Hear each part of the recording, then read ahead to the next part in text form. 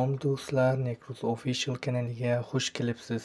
Bugungi videorolikda men sizlarga qanday qilib Telegramda o'chib ketgan xabarlarni tiklashni o'rgataman. Do'stlar, Telegramdagi o'chib ketgan xabarlarni tiklashimiz uchun bizga Televip degan programma kerak bo'ladi. Mana bu programma nomi Televip. Bu programmani do'stlar sizlar Play Marketdan yuklab olishingiz mumkin. Men bu programmani silkasini YouTube'dagi videoimni описаниесiga qo'yaman. Shu yerdan kirib bemalol yuklab olishingiz mumkin. Play Marketga kiramiz va mana bu yerga Televip deb yozamiz. Mana shu programmani yuklab olasizlar. Keyin Открыт'ni bosib programmaga kiramiz. Programmaga kirib ro'yxatdan o'tganingizdan so'ng sozlamalar qismiga o'tib Televip Settings'ga bosamiz va bu yerdan Save Deleted Messages funksiyasini yoqib qo'yamiz. Ushbu programma ikki tomondan ham o'chirib yuborilgan xabarlarni o'zida saqlab qoladi.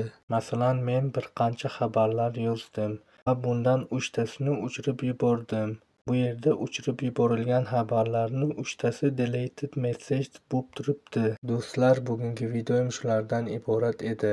Agar videoimiz sizga yoqqan bo'lsa, albatta shu videoimga bitta like bosib, kanalimga obuna bo'lishni unutmang. Men esa do'stlar, sizlar bilan har doimgidek xayrlashaman va kelgusi videolarda ko'rishguncha chao deb qolaman.